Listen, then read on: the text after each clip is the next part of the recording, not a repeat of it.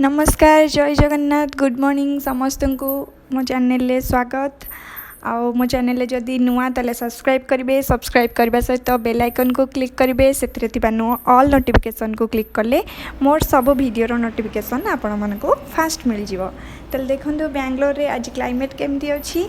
Climate तो आगु खरा होउथुला किंतु आज टिके कालिया पाग रही आउ वर्षा भी टिके टिके होउथुला सकाळे एबे किंतु बंद हे छि। मो बालकनी नो व्यूज़टा देखंतु बहुत गुडे फूल मोर फुटे किंतु एबे बहुत कम फूल फुटी तो जितेबाला अधिक फूल फुटब मुझे देखी सब समस्ते जा सारा पर मोर पुणी रोसे स्टार्ट कर दिए ठाकुर पूजा सारिकी।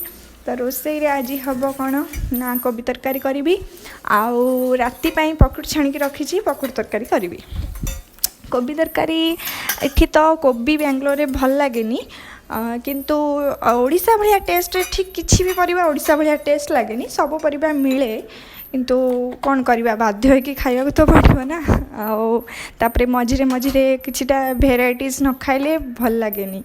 तो से आज कोबी तरकारी करुँची आउ भात भी हो सारा। भात मुझ दी जन छोट हाँडी रे गोटे बसाए दी जन बाबा आगे मु बनईकी दे दिए से टिफिन नहीं कि पड़ाती किंतु सकाଳେ मु एकाथरे भात 3 जन करेनी कारण भात सकाळु कले एत सकाळु 7टा बेले मुझे करे ना। तो 7टा बेले जब भात करी आम 2टा बेले खाऊँ तो बहुत ठंडा हो जाए से भल लगे।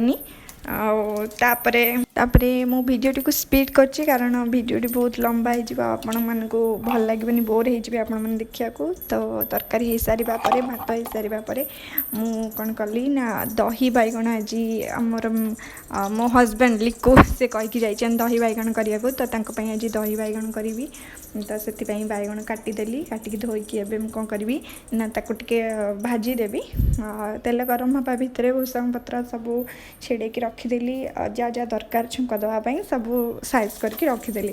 तापर मु बैगण को भाजी भाजी सारा पर छुंक देदेवी। आपण मैंने तो समस्त जानी थे ओडिशा रे प्रायतः लोक दही बैगण माने खाइबा को भल पाती बहुत फेवरेट थाए 90% लोक भावुची बोधे समस्त फेवरेट थी।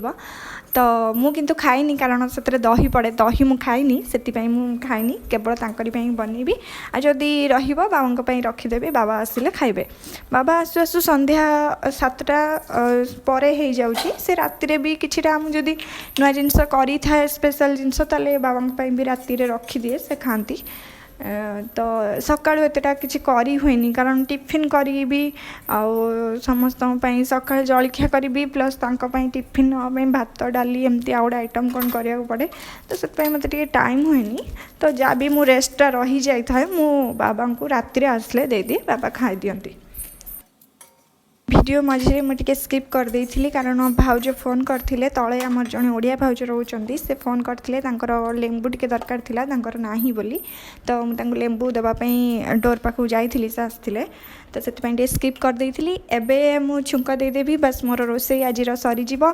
आउ काकुड़ी अच्छी किंतु काकुड़ी सालाड करिया पई मोर इच्छा थिला किंतु पाग को देखिक आ इच्छा होनी कारण एठी बहुत क्लाइमेट चेंज होबारु मते बहुत ठंडा धरे ज्वर भी हो जाए मझे मझे। एबे रिसेंटली मते डेंगू हो जाइथिला तो मुझे एवं हेल्थ कॉन्शियस रही जे मत जमी आ ज्वर न हो ठंडा न हो कारण मत बहुत मोर थायराइड अच्छी ना तो से मत बहुत ज्वर ठंडा हुए से जगिया पड़ी। ता भितर रोसे सारा पर जी बासन सब माजिकी रखी से सब पानी निगड़ सारी ताकू मु सब स्टैंड रे साइज करकिना रखीदेली।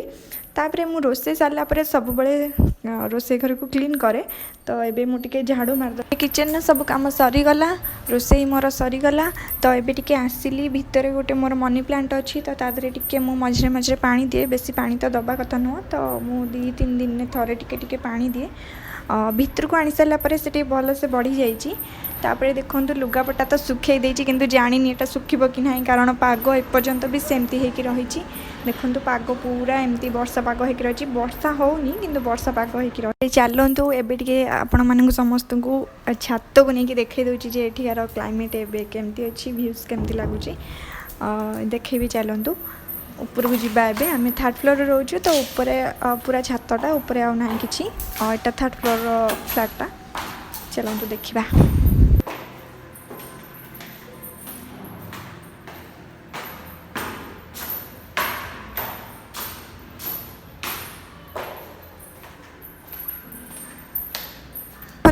ଏଇଟା ହେଉଛି ଛାତ। ଆଜି ଛାତରେ କେହି ଲୁଗା ଶୁଖେଇ ନାହାନ୍ତି କାରଣ ବର୍ଷା ମଝିରେ ମଝିରେ ଟିକେ ଟିକେ ହେଉଛି, ତ ସମସ୍ତେ କିଏ କେଉଁ କାମରେ ଯାଇଥିବେ, ତ ସେଥିପାଇଁ ଲୁଗା ଶୁଖେଇକି ଯାଇନାହାନ୍ତି, ନହେଲେ ସବୁ ଓଦା ହେଇଯିବ। ଆଉ ମୁଁ ବି ଆଜି ଶୁଖେଇନି, ମୁଁ ସେଥିପାଇଁ ବାଲକୋନିରେ ଶୁଖେଇ ଦେଇଛି କାରଣ ଖରା ତ ହେଉନି, ଛାତରେ ଶୁଖେଇକି ଲାଭ କ'ଣ ହେବ ଯେ। ଆଉ ବହୁତ ଥଣ୍ଡା ପବନ ବି ଦେଉଛି, ତେଣୁକରି ମୁଁ ଏଠି ବେଶୀ ସମୟ ରହିବିନି, ଆପଣଙ୍କୁ ବହୁତ କମ୍ ସମୟ ପର୍ଯ୍ୟନ୍ତ ଦେଖେଇବି, ଖାଲି ଟିକେ ଭ୍ୟୁଜ୍ଟା ଦେଖିବା ପାଇଁ ଉପରକୁ ଆସିଲି। ତ ଆପଣ କମେଣ୍ଟ କରନ୍ତୁ, କମେଣ୍ଟ କରିକି ପଠାନ୍ତୁ ଯେ କ'ଣ ଅଛି ପାଗ ଓଡ଼ିଶାରେ, କାରଣ ମୁଁ ଜାଣିଛି ଓଡ଼ିଶାରେ ତ ଏମିତି ପାଗ ନଥିବ, ଖରା ହେଉଥିବ, ଶୀତ ବି ଟିକେ ଟିକେ ପଡ଼ିବଣି, କିନ୍ତୁ ଏମିତି ପାଗ ନଥିବ, ବର୍ଷା ପାଗ ନଥିବ। ତ ଦେଖିଦିଅନ୍ତୁ ଟିକେ, ତାପରେ ମୁଁ ପଳେଇବି, ବେଶୀ ସମୟ ରହିବିନି, ନହେଲେ ମୋତେ ଥଣ୍ଡା ହେଇଯିବ ଏ ହାୱା ବାଜିଲେ। ମୁଁ ଆଜି ଭିଡ଼ିଓଟି ଶେଷ କରୁଛି। ଆଉ ଆଗକୁ ଭିଡ଼ିଓ ଦେଖିବା ପାଇଁ ମୋ ଚ୍ୟାନେଲକୁ ସବସ୍କ୍ରାଇବ୍, ଲାଇକ୍, ସେୟାର କରିବା ସହିତ କମେଣ୍ଟ କରନ୍ତୁ। ରହୁଛି, ବାଏ, ଜୟ ଜଗନ୍ନାଥ।